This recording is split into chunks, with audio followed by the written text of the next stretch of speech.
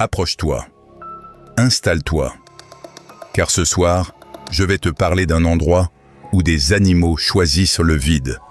Pas un chien, pas 10, des dizaines, au même endroit exact, depuis plus d'un demi-siècle. Et personne, aujourd'hui encore, n'a d'explication qui tienne vraiment debout. Reste avec moi. Écosse. Dans l'ouest du pays, près de Dumbarton, une route étroite grimpe entre les arbres jusqu'à un domaine victorien. Overtoun House, une grande demeure de pierre grise, bâtie au XIXe siècle par une famille d'industriels. Autour, des bois humides, des fougères, le bruit d'un ruisseau en contrebas. C'est beau, c'est calme, c'est exactement le genre d'endroit où on emmène son chien le dimanche. Pour rejoindre la maison, il faut franchir un pont. Une arche de pierre élégante, couverte de mousse, jetée au-dessus d'un ravin. Sous le parapet, une quinzaine de mètres de vide.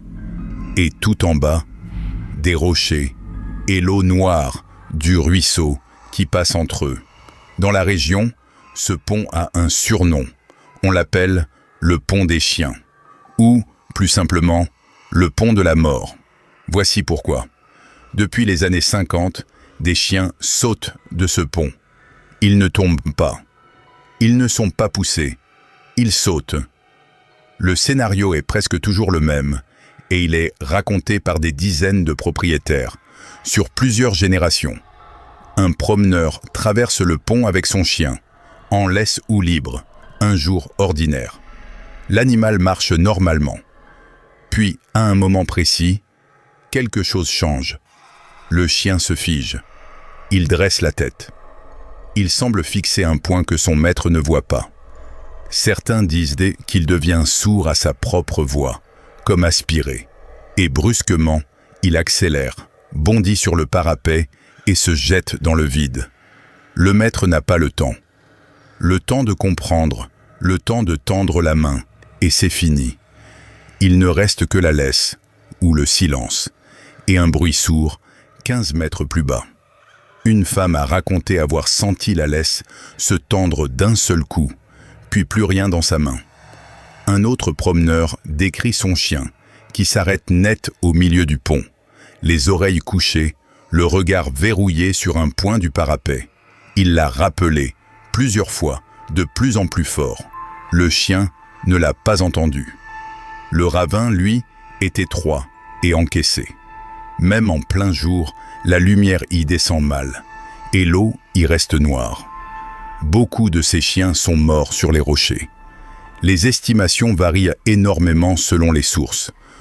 On parle de plusieurs dizaines de morts et de plusieurs centaines de sauts depuis que le phénomène a été remarqué. Personne n'a jamais tenu un registre rigoureux. Ce qui est certain, c'est que ça n'a jamais cessé. Et maintenant, accroche-toi, parce que ce n'est pas du hasard. Premier détail, les chiens ne sautent pas n'importe où sur le pont. Ils sautent presque tous au même endroit, du même côté, dans les tout derniers mètres avant la maison, entre les deux dernières arches du parapet. Un point précis, large de quelques pas. Toujours le même, depuis des décennies. Deuxième détail, ce ne sont pas n'importe quels chiens. Ce sont très majoritairement des races au museau long, des collets, des labradors, des retrievers. Des chiens dont l'odorat est exceptionnel. Troisième détail, et c'est celui qui met mal à l'aise. Il ne se passe presque rien les jours de pluie. Les sauts arrivent surtout par temps clair, sec, calme. Un beau dimanche. Et le quatrième, le pire. Certains chiens ont survécu à la chute. Blessés, cassés, mais vivants. On les a ramassés, soignés, ramenés. Et parmi eux, plusieurs sont retournés sur ce pont, se sont dirigés vers le même point et ont sauté une deuxième fois. Là, tu comprends pourquoi les gens du coin ne parlent plus d'accident. Alors on a enquêté, sérieusement.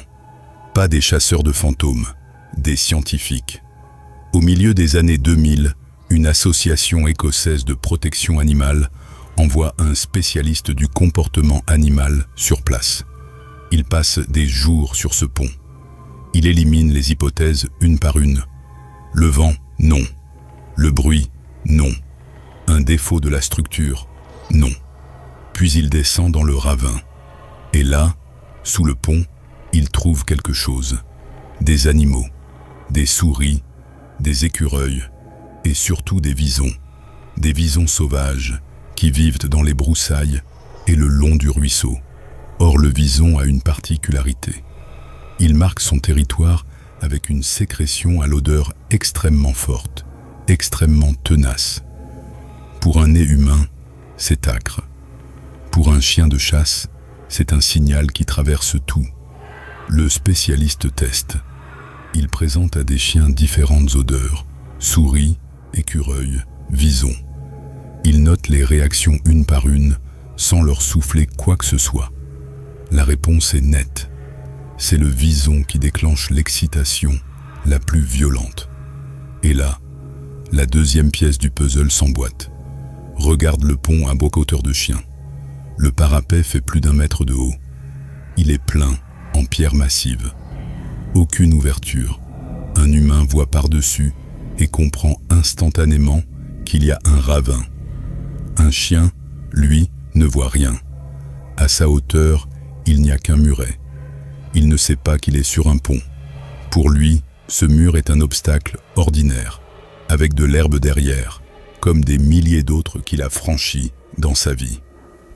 Alors quand une odeur puissante monte du ravin, le chien fait ce que fait un chien. Il suit l'odeur. Il saute par-dessus le muret pour attraper ce qui sent si fort. Et il découvre, une fraction de seconde trop tard, qu'il n'y a rien derrière. Rien du tout. 15 mètres de rien. Ça explique le point précis.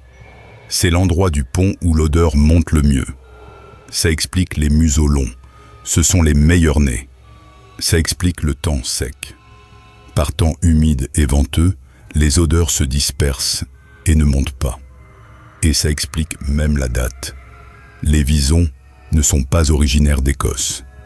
Ils se sont échappés d'élevages de fourrure et se sont répandus dans la région, à partir des années 50, exactement quand les chiens ont commencé à sauter. C'est une bonne théorie. C'est même une très bonne théorie. Elle est aujourd'hui l'explication la plus solide. Mais elle ne referme pas tout, parce qu'elle n'explique pas les récidivistes. Un chien qui a fait une chute de 15 mètres, qui s'est brisé le corps sur des rochers, qui a connu la douleur et la peur, ce chien-là n'est pas censé revenir au même endroit et recommencer. Un animal apprend. La douleur, c'est précisément ce qui apprend le plus vite. Aucune odeur de vison ne devrait effacer ça. Elle n'explique pas non plus ce que décrivent les maîtres. Pas un chien joyeux qui part en chasse en aboyant. Un chien qui se fige, qui devient absent, qui ne répond plus à son nom. Ce n'est pas de l'excitation, c'est autre chose. Et puis, il y a ce que ce pont a vu en dehors des chiens. Dans les années 90, un homme est venu sur cette arche avec son bébé dans les bras. Convaincu que son fils était le mal incarné, il l'a jeté par-dessus le parapet. Puis, il a tenté de sauter à son tour. Il a été arrêté, jugé et déclaré irresponsable. On a expliqué son geste par la maladie. Les gens du coin, eux, ont remarqué autre chose. Il avait choisi ce pont-là, ce pont précis, entre tous. Alors ici, on raconte une autre histoire. Une histoire plus vieille que les visons, plus vieille que le pont lui-même. Dans la tradition celte, il existe ce qu'on appelle un endroit mince, un lieu où le voile entre notre monde et l'autre s'amincit, où la frontière ne tient plus tout à fait. Ces endroits ne se voient pas, ils se sentent, et selon les anciens de la vallée, ce ravin en est un. On raconte aussi qu'une femme en blanc hante le domaine, la veuve du maître des lieux qui aurait porté son deuil des années durant, et qu'on croiserait encore parfois à la tombée du jour près du pont. Tu peux balayer tout ça d'un revers de main. Beaucoup le font. Il reste alors une seule question, et elle est têtue. Un chien ne voit pas le vide. D'accord. Un chien suit une odeur. D'accord. Mais un chien qui est déjà tombé, qui a hurlé de douleur sur ces rochers, et qui remonte, et qui retourne exactement au même point, et qui saute encore, celui-là ne suit plus une odeur. Il suit autre chose. Et cette chose-là, sur ce pont, nous ne l'avons jamais vue. Toi, à ton avis, qu'est-ce que ces chiens perçoivent au-dessus de ce ravin, que nous ne percevons pas? Dis-le-moi en commentaire. Abonne-toi pour d'autres histoires vraies.